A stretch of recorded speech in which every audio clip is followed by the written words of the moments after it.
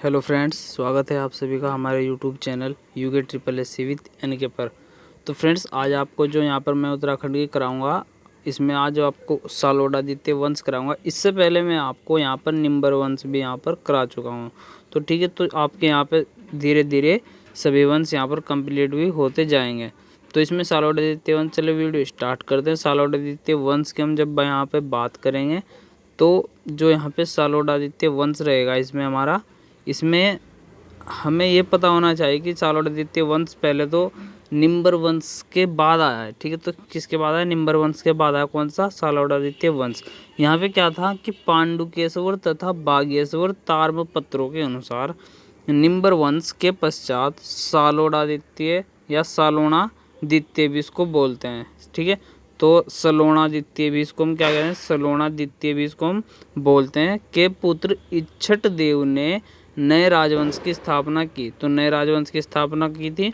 तो जब नए राजवंश की स्थापना यहाँ पर की थी तो इन्हीं के साथ साथ यहाँ पर इन्होंने सलोणादित्य वंश की भी स्थापना यहाँ पर हुई थी। तो यहाँ पे ध्यान से देखिए कि पांडुकेश्वर तथा बागेश्वर ताम्रपत्रों के अनुसार निम्बर वंश के पश्चात, निम्बर वंश के बाद सलोणादित्य के पुत्र इच्छट देव ने यहाँ पर एक नए राजवंश की स्थापना भी की थी। ठीक है, तो वो किस वंश में की थी? सलोणादित्य वंश में इन्होंने यहाँ पर की थी। फिर इसके बाद आएगा हमारे पास नेक्स्ट है कि पाल वंश। तो पाल वंश के बारे में हम यहाँ पर पढ़ेंगे। तो यहाँ पे क्या है पाल वंश में कि बैजनाथ अभिलेखों के आधार पर यह कहा जा सकता है कि 11वीं और 12वीं सदी में पाल राजाओं ने कत्यूर में शासन किया था। कत्यूर घाटी बैजनाथ में इन्होंने क्या कहा? कत्यूर में इन्होंने शासन यहाँ पर किया था। कत्यूर घाटी बैजनाथ, ठीक, यहाँ पर इन्होंने शासन किया था। ठीक, 11वीं और 12वीं सदी के जो वहाँ पर लेख मिलते हैं उनके आधार पर हमें ये बात देखने को या सुनने को मिलती है। ठीक है, तो उसी आधार पर यहाँ पर इन्होंने कहाँ पर राज किया था? पाल वंश ने कत्यूर में शासन किया होगा। ठीक, फिर इसके बाद है कि लेकिन 13वीं सदी में पाल कत्यूर छोड़कर अस्कोट के समीप उकू, कौन सी जगह है यहाँ पे? उकू चले गए और वहां जाकर पाल वंश की स्थापना की। तो प्रश्न भी आ सकता है आपके पास, 13वीं सदी में पाल कत्यूर छोड़कर अस्कोट के समीप किस स्थान पर गए थे? या 13वीं शताब्दी में पाल कत्यूर छोड़कर किस स्थान पर गए? तो किस स्थान पर गए? अस्कोट के समीप उकू स्थान पर गए थे और वहीं जाकर इन्होंने क्या किया था? पाल वंश की स्थापना भी की थी। ठीक है, फिर इसके बाद नेक्स्ट आएगा कार्तिकेयपुर। कार्तिकेयपुर का यहाँ पे मैं आपको बताऊं, कार्तिकेयपुर की जो जानकारी है हमें कार्तिकेयपुर की पांडुकेश्वर ताम्रपत्रों से हमें मिलती है। ठीक है, तो कार्तिकेयपुर की जानकारी कहाँ से मिलती है हमें? पांडुकेश्वर के ताम्रपत्रों से हमें मिलती है, जो ललित सूरदेव और पटमदेव और सुभिक्ष राजदेव ने जारी किए थे। तो कार्तिकेयपुर में जो अभिलेख या जो ताम्रपत्र हमें प्राप्त हुए हैं वो किसने जारी किए थे? यहाँ पे ललित सूरदेव, पटमदेव और सुभिक्ष राजदेव के द्वारा यहाँ पर कार्तिकेयपुर में जो ताम्रपत्र थे वो यहाँ पर जारी किए गए थे। इसमें मैं आपको यहाँ पे कहूँगा, जैसे हमारे पास क्या है, कोई कर लिया जाता है तो उसमें क्या था? कार्तिकेयपुर शासन में जब होता कार्तिकेयपुर वंश में यहाँ पे कोई किसी भी नाम से कोई कर लिया जाता तो उस एक नाम दिया जाता था।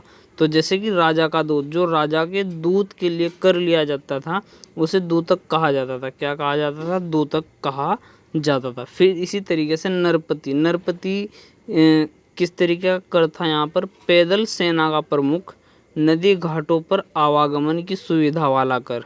ठीक है, तो यहाँ पर जो पैदल कार्तिकेयपुर वंश में क्या था कि पैदल सेना का प्रमुख और नदी घाटों पर जो आवाजाही रहती थी, लोग वहाँ पर आते जाते थे, आवागमन करते थे, उनसे भी कर लिया जाता था और उस कर को क्या नाम दिया गया था? यहाँ पे नरपति। तो नरपति यहाँ पर नाम दिया गया था। ठीक है, फिर नेक्स्ट है हमारे पास दुर्ग का रक्षक। दुर्ग जो होते हैं यहाँ पे टीले यहाँ पर बोलते हैं। दुर्ग क्या होते हैं? टीले।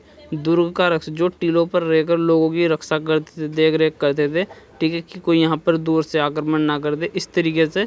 तो दुर्ग का रक्षक को यहाँ पर उस तरीके से एक कर लिया जाता था और उस कर को क्या नाम दिया गया है? यहाँ पे कोटपाल यहाँ पर नाम दिया गया। तो दुर्ग के रक्षक के लिए कौन सा कर लिया जाता था? किस नाम का कर लिया जाता था? कोटपाल का। और फिर सड़क के रक्षक के कर को क्या कहा जाता? वर्तमपाल। ठीक है, तो क्या कहा गया है यहाँ पर? वर्तमपाल। पाल कहा गया है, सड़क के रक्षक को। ठीक है, जो यहाँ पर सड़क के रक्षक के रूप में कर लिया जाता था उसके लिए क्या शब्द दिया गया है इन्होंने, वर्तम पाल। फिर यहाँ पे पुलिस अधिकारी, जो पुलिस अधिकारी होते थे, पुलिस अधिकारियों के लिए कौन सा नाम का कर लिया जाता था, किस नाम का कर लिया जाता था यहाँ पे, दंडपासिक। तो दंडपासिक कर लिया जाता था। तो पर्सन भी आपके पास काफ़ी तरीके से बन सकते हैं यहाँ पे कि दंडपासिक कर किससे संबंधित था, तो यहाँ पर किससे संबंधित था, पुलिस अधिकारियों से संबंधित था। या कोटपाल कर किससे संबंधित था, तो दुर्ग के रक्षकों के लिए यह संबंधित था। ठीक है, फिर यहाँ पर गोलमिक, गोलमिक क्या होते हैं, सैनिक अधिकारी, जो सैनिकों के अधिकारी होते थे बड़े, उनके लिए जो कर होता था वो कर लिया जाता था, तो उसके लिए एक नाम दिया जाता था गोलमिक। तो गोलमिक कर लिया जाता था। ठीक है, तो गोलमिक यहाँ पे आप याद भी रखिएगा। इस तरीके के सभी एग्जामों में क्या होता है, इनमें से 1-2 पर्सन जरूर आते हैं इस तरह करके। तो आप कर, जितने भी हमारे पास इस तरीके के कर हैं, और भी बहुत सारे कर हैं, वो भी मैं आपको कराऊंगा यहाँ पे। तो आपको इन सभी करों को अच्छे से याद करना और अपने नोटबुक में भी यहाँ पे नोट करना है। ठीक है, फिर आएगा कर्मांत। तो कर्मांत क्या है, जैसे खनिजों वाली भूमि, जहाँ पर कोई खनिज खनन होता था या खनिज, वहाँ पे जिस ज़मीन में भी क्या होता था, जिस ज़मीन में खुदाई होती थी, तो वहाँ पर जो कर लगता था तो उस कर को क्या नाम दिया जाता था, कर्मांत। तो कर्मांत कर दिया जाता था, उसी क्या बोलते हैं, खनिजों वाली भूमि कहते हैं। जिसे अगर किसी ज़मीन में क्या हो रहा है, वहाँ पे खुदाई हो रहा है, खनन, कुछ भी वहाँ से कुछ भी निकल रहा है, तो उससे क्या है, उसके ऊपर जो कर लगता था उसको क्या कहा गया है, कर्मांत कर। ठीक है, तो कर्मांत कर याद रखना आप, कर्मांत कर। फिर नेक्स्ट है विग्रह कर इकट्ठा करने वाला, विग्रह कर इकट्ठा करने वाले कर को क्या कहा गया है, तो क्या कहा गया है, सोलकिक। तो सोलकिक कर कहा गया है। ठीक है, जिसे एक शब्द में क्या है, भोगपति। विग्रह कर मतलब लोगों से आग्रह करने के बाद जो कर इकट्ठा होता था उसे क्या कहा गया, सोलकिक, जिसे हम भोगपति भी कहते हैं। ठीक है, तो ये भी आपके पास मोस्ट इम्पोर्टेंट रहा कि विग्रह कर इकट्ठा करने वाले कर को क्या नाम दिया गया है, कर को किस नाम से जाना जाता है, तो किस नाम से, सोलकिक कर के नाम से जाना जाता है। फिर है जीविका उपार्जन की भूमि, जीविका उपार्जन की भूमि के लिए लिया जाने वाला कर कौन सा था, वर्ती कर। तो वर्ती कर याद रखना आप, वर्ती कर, जीविका उपार्जन की भूमि के लिए जो कर लिया जाता था वो वर्ती कर था। फिर नेक्स्ट है कि जिसमें जितने क्षेत्र में एक मुट्ठी अनाज बोया जा सके, कितने, जितने क्षेत्र में एक मुट्ठी अनाज बोया जा सके के लिए जो कर लिया जाता था उस कर को क्या कहते थे, हस्तक या मुट्ठी कर। तो हस्तक और मुट्ठी कर कहते थे। ठीक है, तो याद रखना हस्तक या मुट्ठी कर कहते थे। फिर नेक्स्ट है कि लकड़ी का बर्तन जिसमें भरा अनाज एक नाली क्षेत्र में बोया जा सके।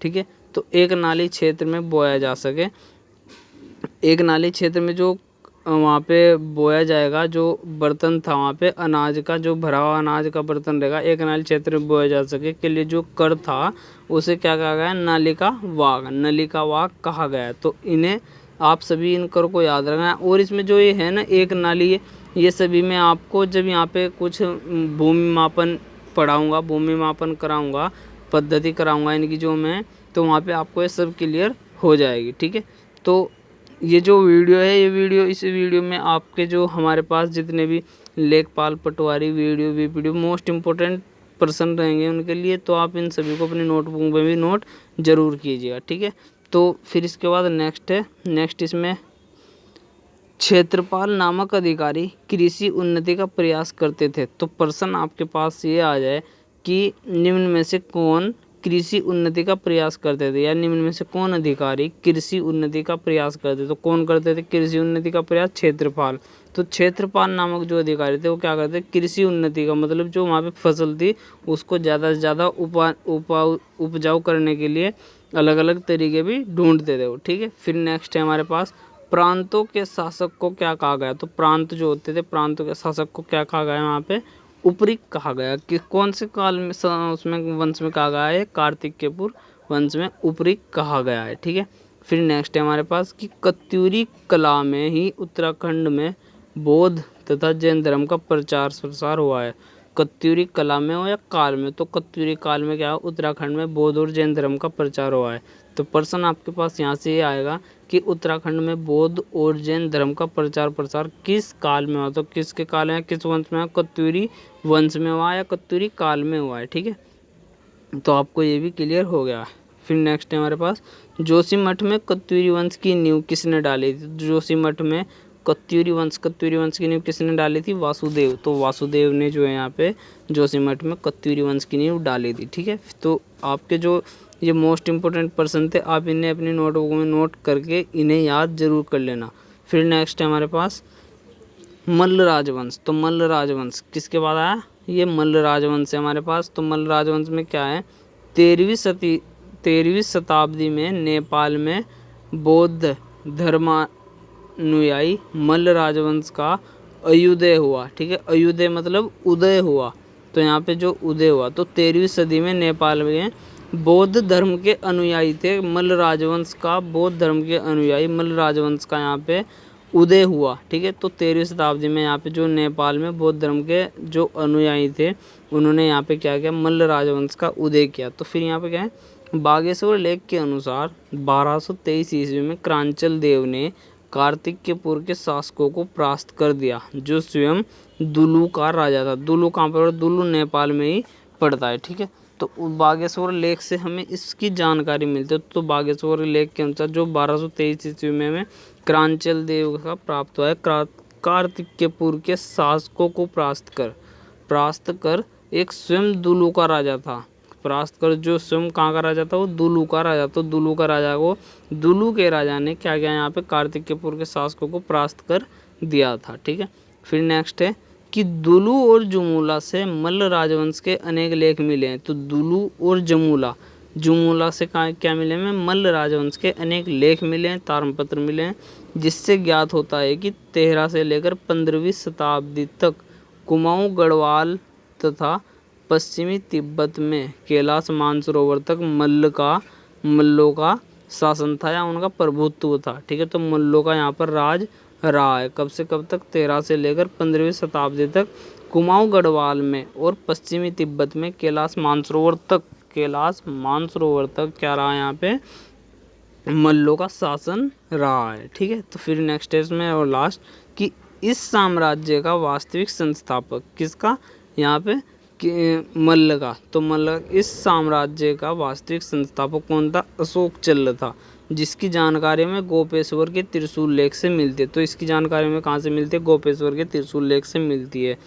तो इसमें आपके पास जो पर्सन बनेगा, पर्सन ये भी बन सकता है इसमें आपके पास कि मल्ल राजवंश। तो मल्ल राजवंश जो है, मल्ल राजवंश का वास्तविक संस्थापक किसे माना जाता है? तो किसे माना जाता है? यहाँ पे अशोक चल्ल को माना जाता है। और इसकी जानकारी हमें कहाँ से मिलती है? गोपेश्वर के त्रिशूल लेख से हमें इसकी जानकारी मिलती है।